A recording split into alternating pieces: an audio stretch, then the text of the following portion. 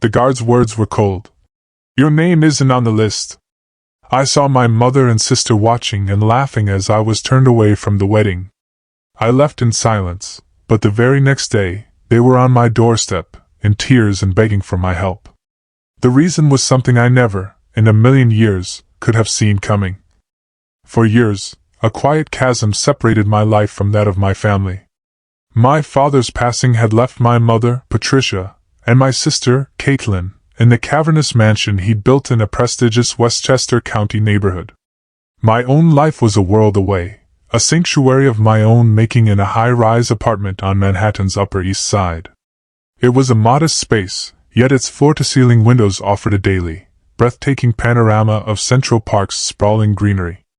As the head of research and development at Metapharm Pharmaceuticals, my days were filled with purpose.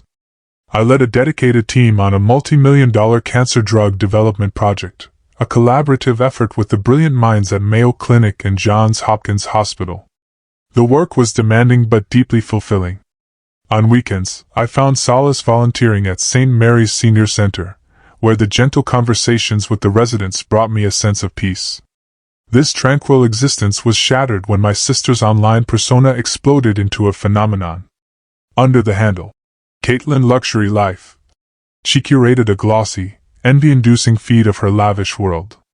Followers flocked to her page, and her count soared past 1 million, bringing with it a rumored annual advertising income exceeding $500,000. Her days were a blur of new Hermes bags, private jet travel, and Michelin-starred dining, all meticulously documented. With her perfectly styled blonde hair and designer clothes, she became the idol of young women everywhere. My mother, ever the social climber, used Caitlin's fame as a stepping stone to cement her own influence among New York's elite. Already earning over $1 million a year from our late father's estate, she solidified her position on the board of the New York Charity Association, her social standing as meticulously crafted as my sister's social media posts. Then, the insidious attacks began. Anonymous comments appeared on Caitlin's posts, mocking my quiet life. "How can someone from such a wealthy family live such a plain life?" they sneered. "The sister is a family embarrassment." I chose to ignore the vitriol, finding strength in my belief that true merit was the only path to a meaningful life. One day, Caitlin announced her engagement. Her fiancé, investor James Harrison, was a meticulous and socially conscious scion of a prominent Boston family. His father, the chairman of an influential investment bank, had deep connections in political and financial circles. The announcement, a meticulously staged post, garnered over 1 million likes. Plans for a lavish 400-person ceremony at the iconic Plaza Hotel, with a budget rumored to be over $500,000, moved at a dizzying pace. Industry VIPs and society luminaries were all added to the guest list, and every detail, from the custom cake to the Dom Perignon and the veal osso buco, was designed for maximum impact. Yet my invitation never arrived. When I asked my mother, she waved me off dismissively. "You must be so busy with your drug development," she said, as if my work were a trivial distraction. I told myself this was Caitlin's special day and that it was my responsibility to support her. I selected a modest navy Ralph Lauren dress and a Tiffany necklace, a gift from my mother's heirloom collection. On the wedding day, Manhattan was bathed in summer sun. I carefully styled my black hair and applied subtle makeup, sighing as I looked at my reflection in the mirror. I took a deep breath, reaffirming my sincere desire to celebrate my sister. The trees in Central Park swayed in the breeze, and the sight of morning joggers brought a moment of peaceful normality. I arrived at the Plaza Hotel at 11 a.m. The entrance was a symphony of wealth. Bentleys, Rolls-Royces, and Mercedes Maybachs glided in, while my Lexus felt profoundly out of place. Still, the valet staff greeted me with unfazed politeness. "Have a wonderful time, Miss Walker." I stepped through the heavy revolving doors and into a world of pure, unadulterated luxury. Crystal chandeliers glittered above a floor of Italian marble, adorned with lavish arrangements of pure white calla lilies and pink roses. The sweet, heavy scent of lavender filled the air. In the lobby, I spotted Dr. Johnson from Mayo Clinic and Professor Martin from Memorial Sloan Kettering Cancer Center, two respected colleagues. We exchanged pleasantries and then, as always, our conversation turned to the promising clinical trial data for our new anti-cancer drug. "Elizabeth, it's your sister's big day. What a wonderful venue," Dr. Johnson said. "Yes, I truly wish for her happiness," I replied, a sincere smile on my face. We headed toward the reception hall, passing down a long corridor filled with society's elite, their designer suits and Hermes bags perfectly coordinated. The buzz of conversation was filled with rumors about the exorbitant wedding budget. The walls were adorned with French tapestries, and Renaissance-style murals decorated the ceiling. I stopped at the entrance, facing a security guard in a crisp black suit, holding an iPad. A gold name tag gleamed on his chest. My heart began to race as I approached. "Your name is Elizabeth Walker?" he asked, scrolling through the list with a frown. "One moment, please." He scrolled again, his expression unreadable. "I'm sorry, but your name is not on the list." His cold words felt like a physical blow. "Please check again," I said, my voice trembling slightly. "Elizabeth Walker. I'm the bride's sister." He shook his head, expressionlessly. "I'm sorry, you'll have to leave." Just then, my gaze drifted past him to the sound of distant laughter. My mother and sister stood in the hallway, surrounded by guests. My mother, in a pristine white Chanel suit, her neck gleaming with a Cartier necklace, wore a triumphant smile. Caitlin, in a Vera Wang wedding gown and a diamond tiara, was holding her iPhone, the camera pointed directly at me. She was live streaming. Comments flooded the screen, and I could see emojis and messages like, "Best drama ever," and "Serves Big Sis Right," dancing across the screen. Guests watched with a mix of confusion and pity. In that instant, I understood. This was no mistake. It was a planned, malicious spectacle. The missing invitation, my mother's dismissive words, all of it had been a calculated prelude to this very moment.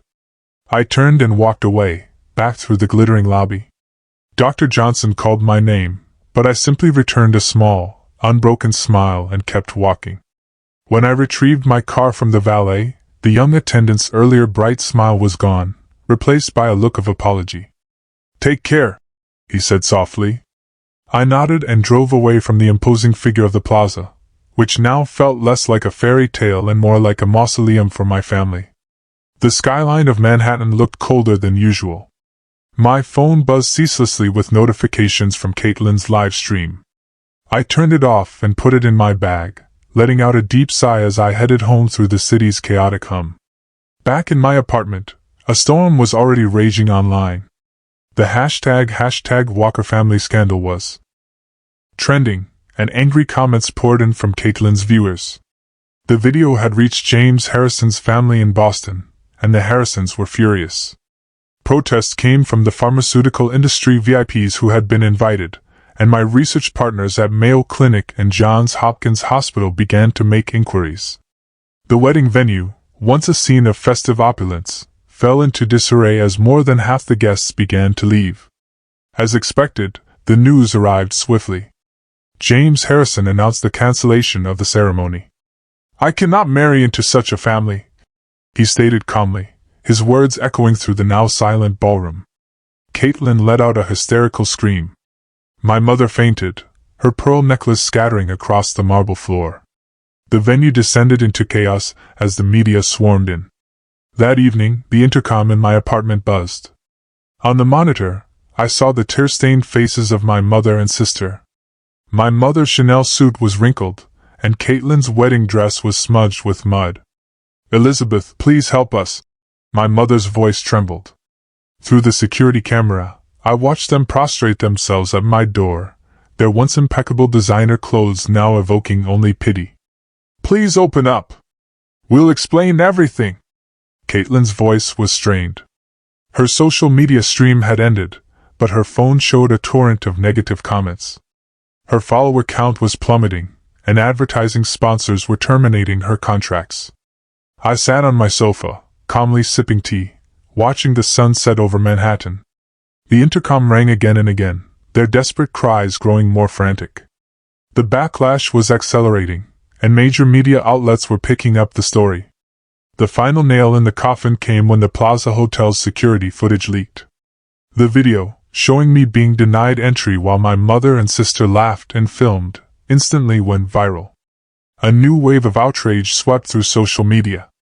Caitlin's follower count, once over 1 million, fell below 100,000 in a single day. Her past posts were scrutinized for inconsistencies. Were her luxury bags replicas? Were her travel photos digitally altered? It was soon revealed that her entire online life was a meticulously crafted fabrication. The Harrison family filed a massive damages claim, demanding not only the $500,000 wedding costs but an additional $1 million for damage to their family's reputation. The price for their pride, as James's father stated, would not be small. The scandal made the front page of the Wall Street Journal. My mother's fall was just as devastating. She was immediately ostracized from New York society, receiving expulsion notices from her charitable organizations. Her $1 million annual income from my father's estate was set to disappear. The true nature of their deception was revealed in a confession from my sister. I wanted to create the best drama to get the highest viewer numbers. The admission intensified the public criticism, condemning her for sacrificing family for fame and profit. My employer, Metap Farm, was flooded with inquiries, but our CEO's statement was unwavering. Vice President Elizabeth Walker's achievements are unshakable. Her family issues and her professional capabilities are entirely separate matters. This incident, rather than harming me, cemented my reputation for integrity and professionalism. A year has passed. The sunlight streaming through the windows of St. Mary's Senior Center is gentle and warm. My volunteer work has expanded, and I now serve as a director of an NPO. At Metap Farm, I have been promoted to vice president. Our new drug received FDA approval, and my research has brought hope to countless cancer patients. My reputation in the industry is unassailable. Manhattan remains as vibrant as ever. My mother and sister's lives, however, have changed dramatically. Their social media accounts are gone.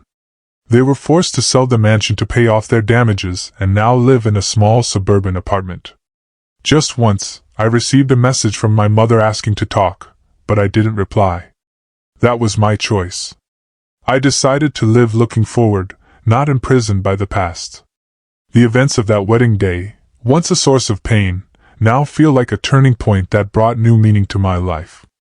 I have found that living with sincerity and purpose is what matters most. I recently passed the Plaza Hotel. The memory of that day felt distant, a fading echo in the face of my fulfilling daily life. Dr. Johnson's words, "Elizabeth is our pride," were widely shared, but for me, the truest measure of success is the fact that I've lived true to my beliefs. As Manhattan's twilight descends, painting the skyscrapers in hues of orange, I look out my window at Central Park. The trees sway gently in the breeze, a new day dawning on the horizon, a gift for me, a woman who chose to live with integrity.